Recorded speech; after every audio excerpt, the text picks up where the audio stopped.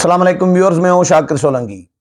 Viewers, आज कोई तकरीबन 29 दिन के बाद हाजिर हुआ हूं, वीलॉग कर रहा हूं क्योंकि छुट्टी पे गया हुआ था सिंध और एनुअल लीव पे। तो एनुअल लीव हर साल मैं करता हूं, तो मिस तो मैं भी कर रहा था। मिस यकीनन मेरे व्यूअर्स ने भी किया और बहुत सारों ने मैसेजेस भी किए व्हाट्सएप पे, फेसबुक पे, मैसेंजर पे कि आप कहाँ गायब हैं, वीलॉग कहाँ चला गया, वीलॉग मिस कर रहे हैं।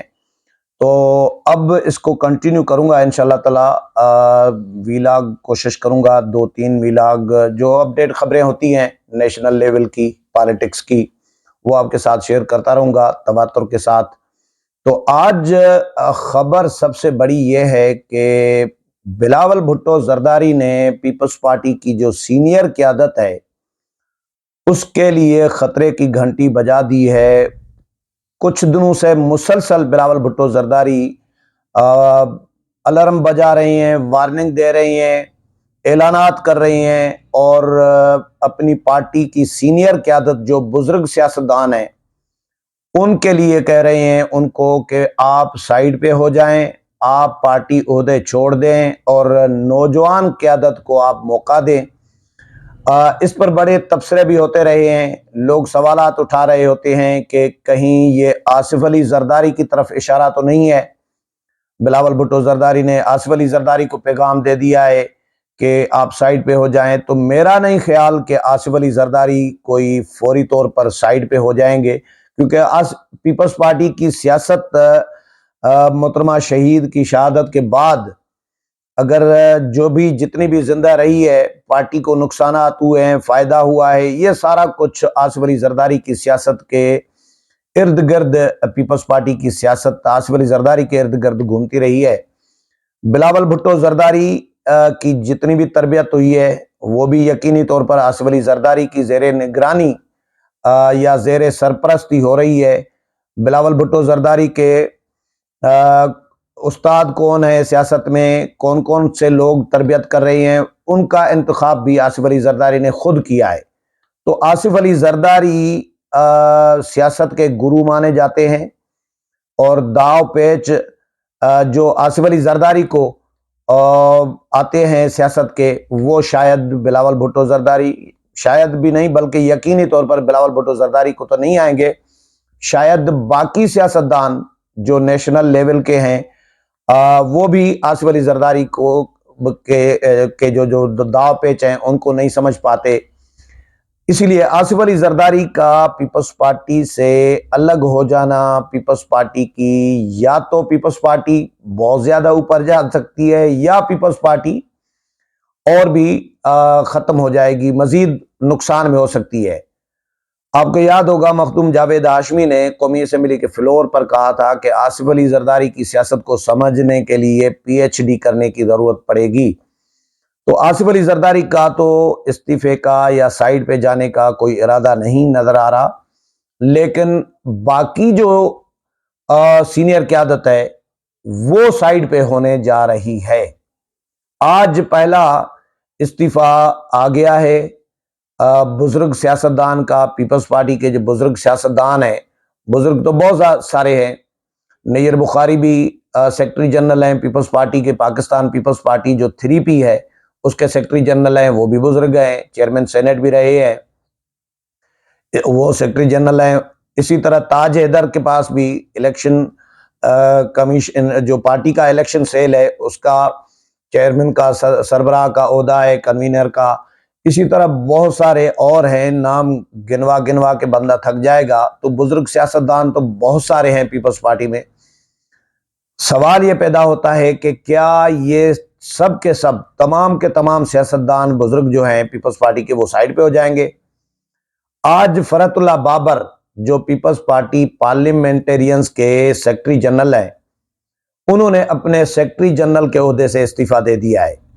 मेरी अभी कुछ देर पहले ही फरहतुल्लाह बाबर से खुद से बात हुई तो उन्होंने इस बात की तस्दीक की है कि उन्होंने इस्तीफा दे दिया है। और आसिफ अली जरदारी ने हामिद मीर के साथ इंटरव्यू दिया है तो उसमें भी उन्होंने तस्दीक की है कि हाँ जी, फरहतुल्लाह बाबर ने इस्तीफा दे दिया है। तो लिहाजा यानी یہ منظوری سمجھے استعفیٰ۔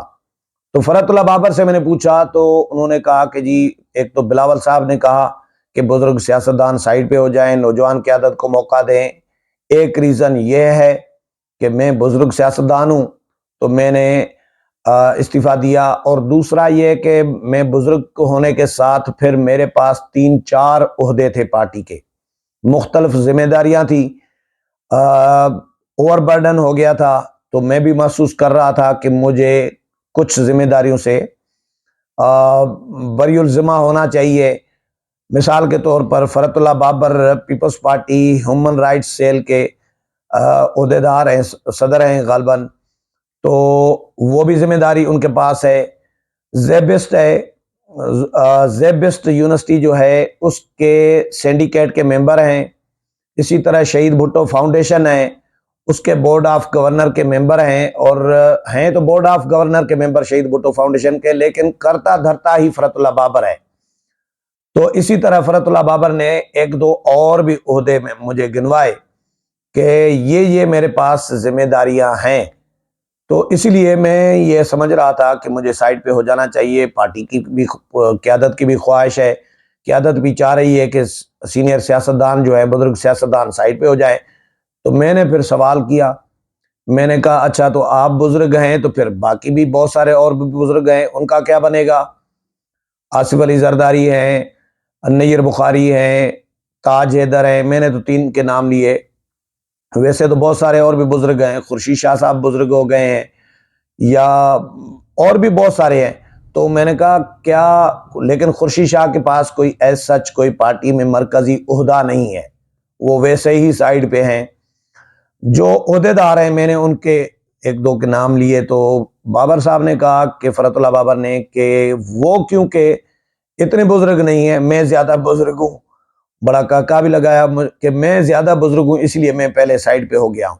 تو پیپلز پارٹی اپنی سینئر قیادت کو سائیڈ لائن کرنے جا رہی ہے، باقی پارٹیوں میں سینئر قیادت بیٹھی ہوئی ہے۔ پیپلز پارٹی شاید Bilawal Bhutto Zardari P T I کے ساتھ مقابلہ کرنے کے لیے یہ سوچ رہے ہیں، پلان بنا رہے ہیں کہ پی ٹی آئی نے کیونکہ نوجوانوں کو عمران خان نے کور کیا ہے یا اکسایا ہے یا بھڑکایا ہے، تو یا گمراہ کیا ہے، جو بھی جملہ آپ کو جس کو جو مناسب لگے وہ لگائیں، تو اس لیے نوجوانوں کو اٹریکشن دینے کے لیے، کوئی چمک دکھانے کے لیے بلاول بھٹو زرداری نے سینئر قیادت کو سائیڈ پہ جانے کا کہہ دیا ہے، اور سائیڈ پہ ہو جانے کا کہہ دیا ہے۔ لیکن ایک بات جو میں سوچ رہا تھا کہ سینئر قیادت کا ہونا بھی انتہائی ضروری ہے، نوجوانوں کا ہونا بھی ضروری ہے، اسی طرح جس طرح نوجوانوں کا ہونا ضروری ہے اس طرح سینئر قیادت، کیونکہ ان کے تجربات جو ہوتے ہیں وہ نوجوان وہ کام نہیں کر پائیں گے جو تجربے کار آدمی کر پائے گا، جو فیصلہ آصف علی زرداری کر پائیں گے وہ بلاول بھٹو نہیں کر پائیں گے، جس بات کو جو داو پیچ آصف علی زرداری سمجھ سکتے ہیں وہ بلاول بھٹو زرداری نہیں سمجھ سکیں گے۔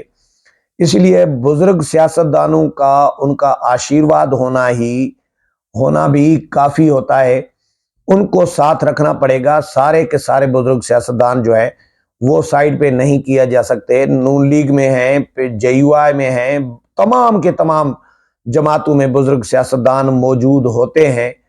نوابزادہ نصر اللہ خان بزرگ تھے تو نوابزادہ کی اکیلے آدمی ہوتے تھے، اکیلی نشست ہوتی تھی، تو نوابزادہ نصر اللہ خان وہ سیاست کرتے تھے، وہ داو پیچ ان کو سمجھ میں آتے تھے، وہ کھیل کھیل رہے ہوتے تھے سیاست کا، جو تمام کی تمام سیاسی جماعتیں، نون لیگ ہو، پیپلز پارٹی ہو، اپوزیشن کی انہوں نے سیاست کی ہے، ساری زندگی سیاست کی، لیکن تمام کی تمام بڑی جماعتیں جو ہیں، بڑی جو گرو سیاستدان سمجھے جاتے تھے، وہ بھی نوابزادہ نصر اللہ خان کے ارد گرد گھومتے تھے، نوابزادہ نصر اللہ خان کے پیچھے پیچھے گھومتے تھے۔ تو یہ تھا تجربہ نوابزادہ نصر اللہ خان کا۔ تو بزرگوں کے بغیر پارٹی چل بھی نہیں سکتی اور پارٹی کامیاب بھی نہیں ہو سکتی۔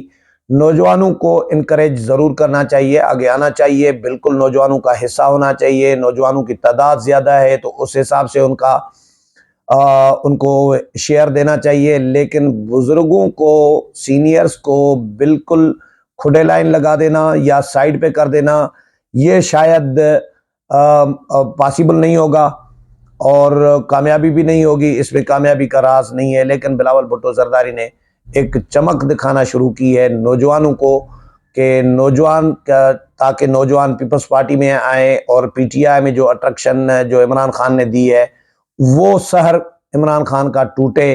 لیکن ابھی فی الحال سینئرز نے بلاول بھٹو زرداری کے مطالبات کے پیش نظر سائیڈ لائن ہونا شروع کر دیا ہے۔